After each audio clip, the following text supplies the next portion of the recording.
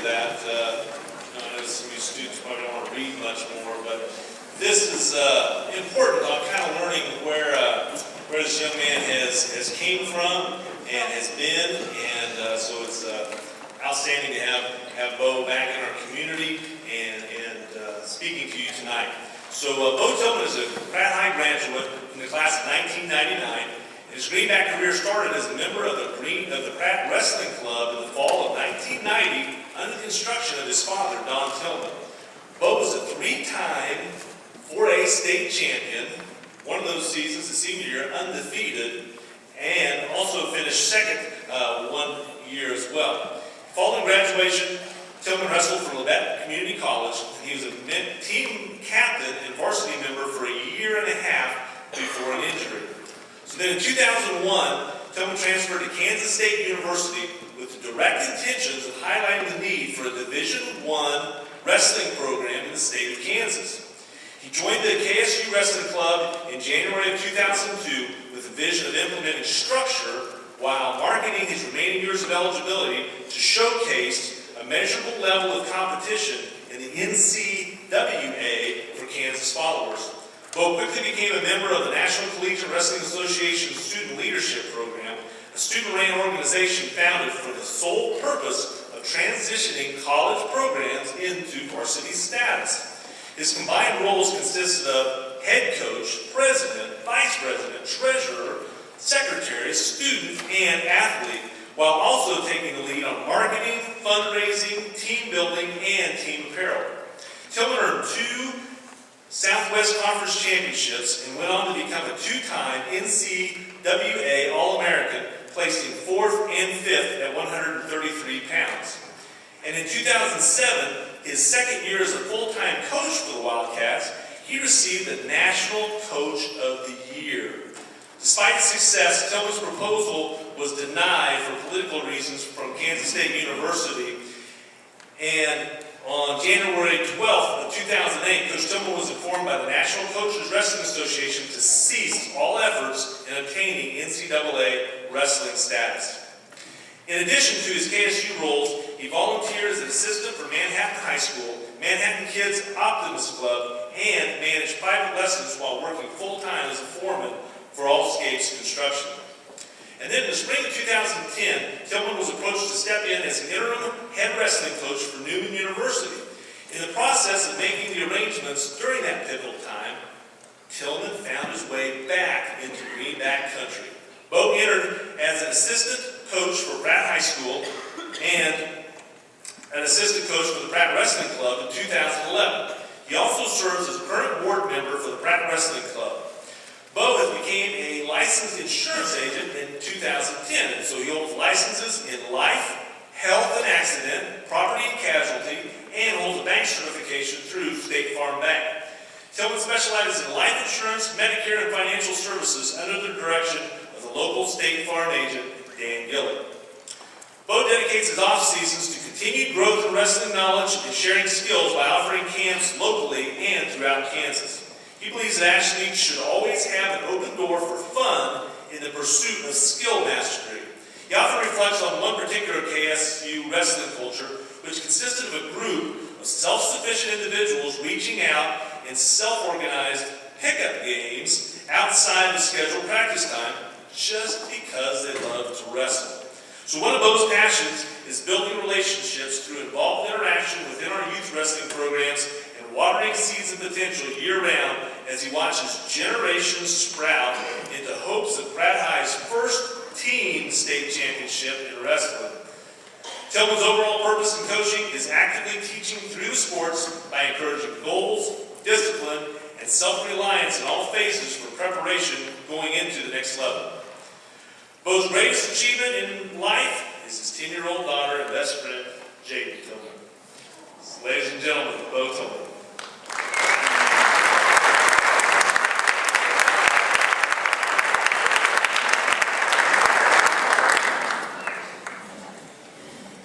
Well, thank you. I appreciate having this opportunity. It truly is an honor as a Greenback to be here tonight. And first I wanted to thank a few people, one of those being USD 382 and the Booster Club for putting me in this position. Also, I want to thank Taylor Printing for helping me with the sign, as well as Standing Wholesale Electric and Pratt Wrestling Club. So without their contribution, I couldn't have made that happen. The mountain over there. And then also Dan Gilly for allowing me to work outside of State Farm and get my hands on with kids to try to make an impact in the community. So that's a donation to the Greenbacks, and if you guys get a chance to, thank you for me. So tonight I'd like to touch on what I consider to be a few key ingredients that helped mold me so far in my development as a coach, as an insurance agent, a father, and just life in general. These key traits and experiences that were planted in my heart as a child and reinforced as a Greenback, and they've helped elevate me to the next level of life as well. But before I get started on that, I need to get you guys trained and conditioned. So I'm going to go through an exercise, and you guys are going to have to help me out. You're going to practice. So if I happen to call on you later tonight for 1 clap or 2 clap, you guys are going to have to help me out. So we're going to practice real quick. I got to get you conditioned, ready to go. So real quick, together as a team, as a family, I'm going to say 1 clap. You guys clap once. Ready? 1 clap. 2 claps. You guys are good. I plan on doing that 3 or 4 times. That's pretty good. So, man, it is a great day to be a Greenback. I tell you what, Landon, you and I need to get together. You talk about some good things, and so I haven't got a chance to actually meet with you yet before, but you, me, and Lamash could probably hang out and get along pretty good. So one thing you mentioned was that get comfortable being uncomfortable. That's like a philosophy of my life, so well done. As I look out here tonight, what I see is just a bunch of frogs. We're just a big frog family. And that's us. Got a little tadpole over here. I've got some frogs that just lost their tail. They're maturing in life. I see the bullfrogs over here, the cattails kind of hanging out, watching things. So I think it's only fitting that I share with you guys where my passion for frogs all began. And it all started with a little story I like to call Toad Road. So, growing up, my father, I'll relate to my father a few times tonight because he really was an inspiration to me. But he had these creative ways of dangling the carrot in front of my face, just to motivate us to do things. And one of those things was frogs, of course. I love toads, I love frogs growing up. And so he'd say, hey, look, let's go check out Toad Road. And he'd go Toad, and he'd take us up north into Stafford County, off the blacktop, some of the sandiest roads I've ever seen. And we'd ride around, and we'd look for deer, we'd like wildlife and stuff, and watch the sun go down. And I learned things that boys do. I learned how to whistle on Toad Road. I learned how to make funny noises with my armpits. And but when the sun goes down, the lights come on, the frogs come out. It's kind of like Friday Night Lights. So he put us in front of the headlights. And we'd get out there, we'd run. We see a little frog, we run down, pick it up. Like a single leg takedown, actually. We'd see more frogs. We'd run for miles on these sandy roads. To us, we're just having fun, right? Just collecting these frogs. And look to my dad, he's sitting behind the steering wheel, chewing on a straw. I can picture his little wheels turning and how he's going to, develop our legs so we can move our feet in the direction that we need to go later on in life. And so, of course, as a 7-year-old running miles in the sand out in the summertime, I had this bucket of frogs, and I was about to let them go, so I was going to bring them home with me. And of course, my mom, she was going to allow me to bring them in the house. So we had a tractor tire out back, and it was full of sand, and put these frogs, it was kind of like a toad city, right? Like crap. And I nurtured these frogs. All summer I had this independent time to nurture these frogs. They were my pets. They're my friends, actually, too. And I fed them. I collected bugs, June bugs, roly-polies, crickets, and worms and things, and I fed these frogs. Each and every one had their own meal. Some frogs, they'd attack a worm, kind of like Lady and the Tramp. They'd get stuck on that worm, so I had to separate them and say, whoa, fatty, you've already had like 3 June bugs. Back off. And so I nurtured them. Gave them water. And I had to hold them accountable, of course, so, occasionally I knew how many there were. I had to dig in the sand and round them all, keep them all together.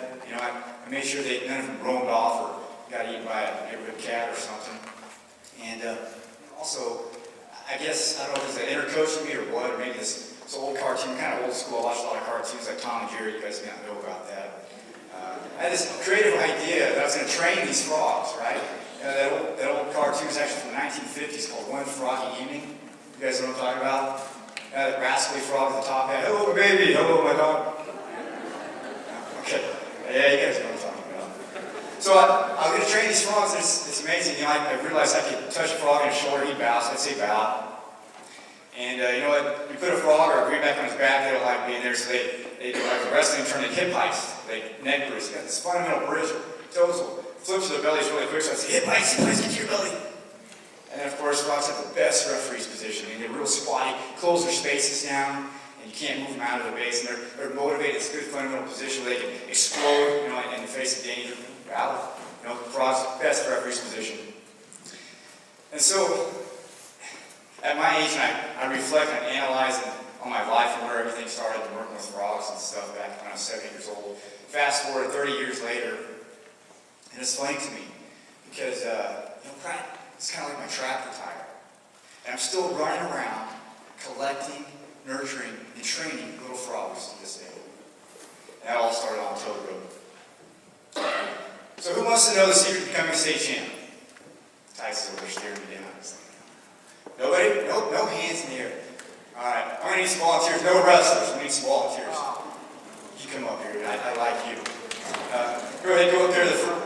Come up, yeah, don't be shy. And a wrestler. Ladies, I'm sorry you got hit. You're going to act. I don't even want to fall down. And is that a bowling? Get up there, bowling. Come on. I got to pick on a bowling. I'm going to go get my hair cut. It's going to be a nightmare after this. Come on up, hustle. So, here's what we're going to do, a little activity. I want you guys to run down to that red line down there. I'm just going to give you 5 jumping jacks and hustle back here. Before you go, can we bring them on? Can we get a clap on? Hey, ready, go!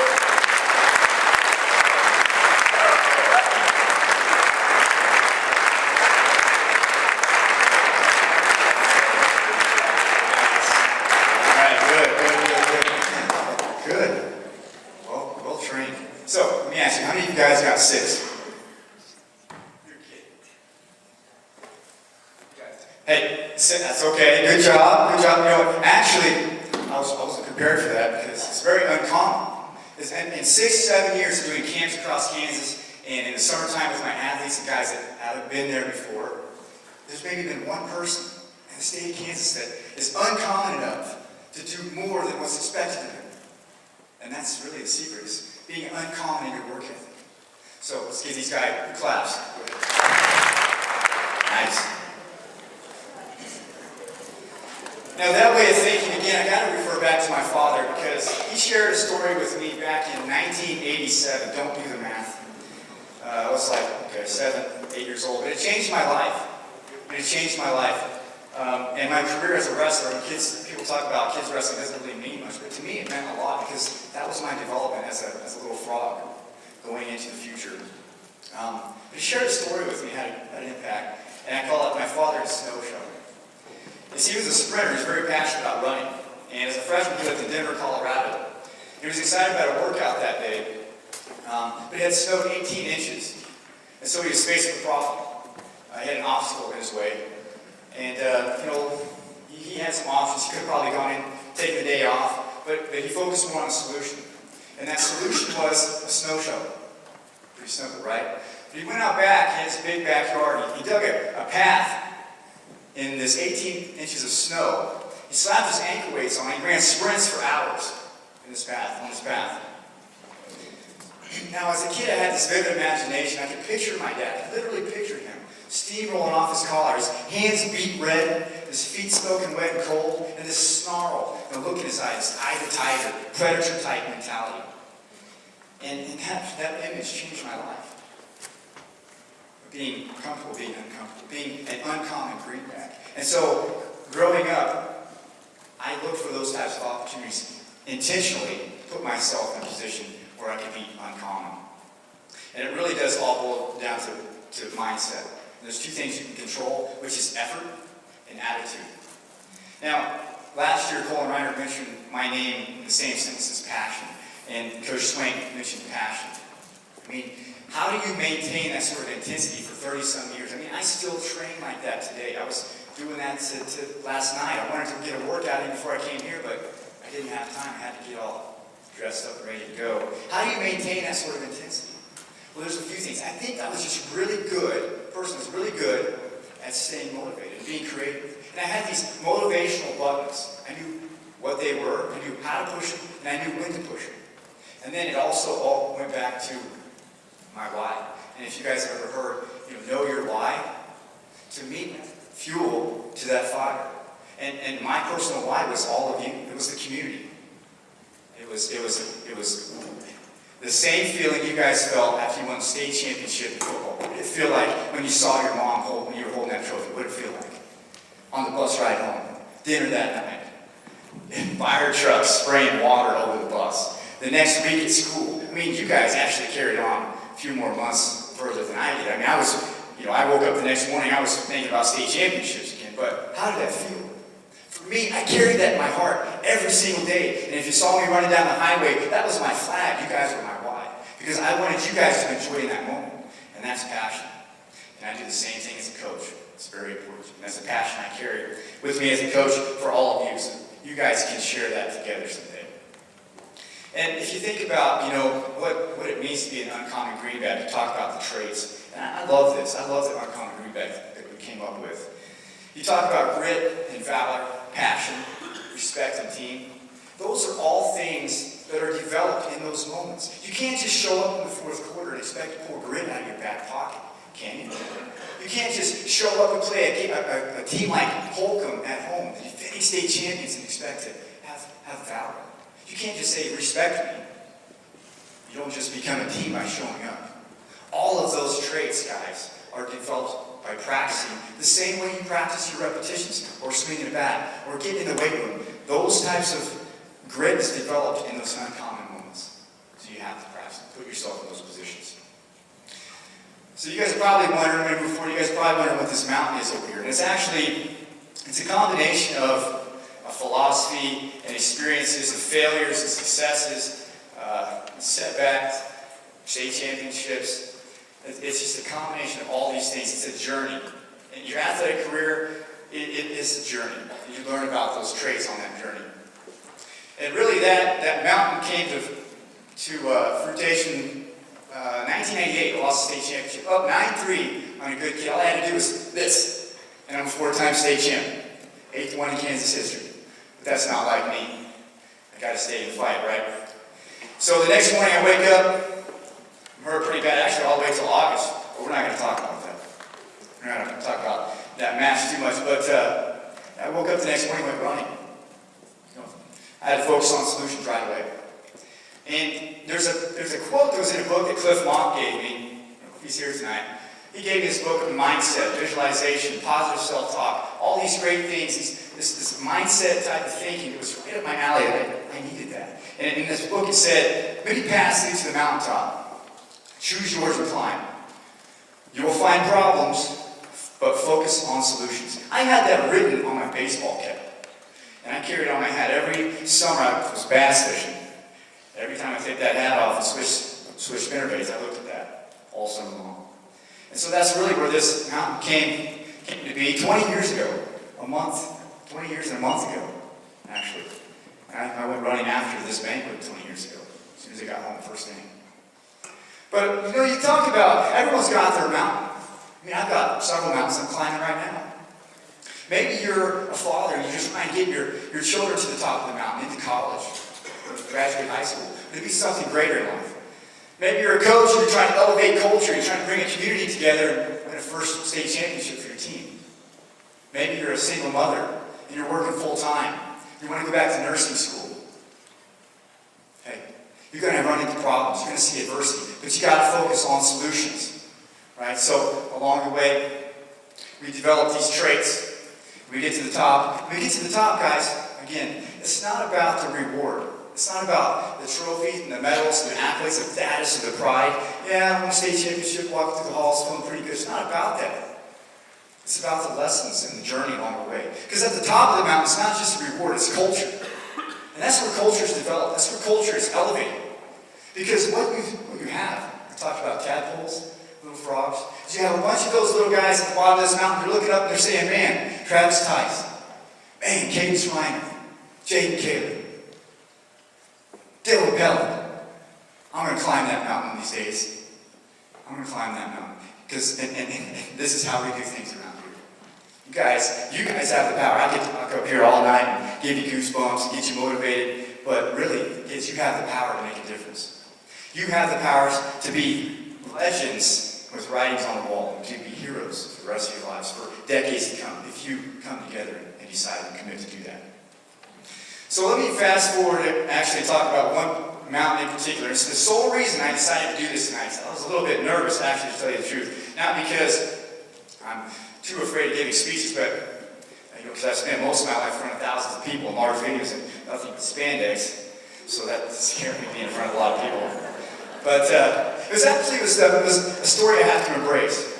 And so the moment is a humbling lesson that I share on a personal basis with athletes behind the scene and with parents. And so 19 years now I've been waiting for this moment right here. Time to pull the trigger. And it's a good story. So after my junior year, I was hurt, like I said, a lot of pain there involved in August. Going into my senior year, I went to the University of Iowa. I went to wrestle for the Hawkeyes. And I had a shoe in. I've been in love with Dan Gable. If any of you know who Dan Gable is, he's a lot like what Landon was talking about, being comfortable and uncomfortable. He elevated that to a level that was like Zeus. He's the Michael Jordan of wrestling. I went to the get on campus to see this guy and to meet the head coach. He was not the head coach at the time. And I get to camp, and one of their starters pulls me out of camp and he takes me to his house. So I'm going to Michael Jordan's house. And I go and I meet Dan Gable. I'm walking around his pool. He shows me his workout facility in the back. I'm sitting on his couch watching highlight films, just shooting the buzz with Dan Gable. And looked at his Olympic gold medal in his trophy case. Great time. So I had to get back to camp. And I get back to camp, had a great time. Met with Jim Zaleski, who was the head coach for the Iowa Hawkeyes. We exchanged numbers, we talked for a little bit. And he said, let's meet up, let's talk. Let's make this happen. So fast forward, senior year, undefeated state champ. I'm climbing a mountain, right? Climbing a mountain. Undefeated, ready to go. I get to the top and I say, hey Jim. About the second or third time I call him and say, hey Jim. Hey man, I'm here, let's talk. And he says, hey, I'm glad you made it. By the way, congratulations, you had a great career. Way to end that right. I'm looking forward to meeting up with you. He said, I want to ask you a question. I said, hey, yeah, sure. What's that? He said, where's your book bag? I want you to go down to the bottom of that mountain, you grab that bag and hustle back up here so we can talk.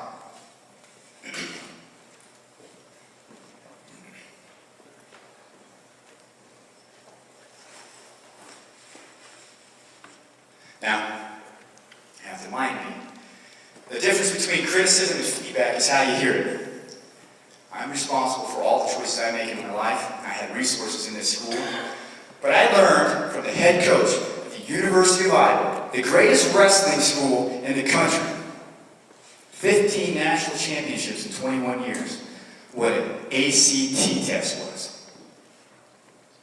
Going into the summer of my senior year. After graduation, how does that happen? Where was I at? I was maybe just so focused on other things, so focused on being uncommon. Maybe I wanted to just put it off kind of like the tortoise in the hare. Put it off for a little bit so I could go bass fishing. Maybe put it off so I could hang out with friends. It wasn't that I couldn't do the work. It wasn't that I wasn't intelligent enough to get it done. I didn't understand the process. I didn't understand, literally blind to the process. You have to be the total package. You have to be uncommon in your studies, in your schoolwork, if you want to come to the next level. Because the first thing they look at is the transcript. Now, sharing this is a very humbling experience, but it's important. And so all of those failures, if you want to call it this, actually it becomes a success tonight. Because I had to relay that to somebody. Out of 300 of you, if 299 of you are critical or not satisfied with the message, I'm okay with that. I'm okay with that. Because if I can make an impact on one student and change your life for the next couple of years, well, that's greatness. And greatness can be measured in inches. And tonight I'm just looking for an inch. So one last thing before I go up. Two, say to you seniors, what I tell my seniors when I was at K-State coaching, the first day of practice in August in preseason, the first thing I said to them was, remember why you came. If you came here to be an All-American or a national champ, remember that. If you came here to get a degree in coaching or to get a degree in engineering or whatever the case may be, whatever your plan was, remember why you came. Because now all of a sudden you have all these distractions.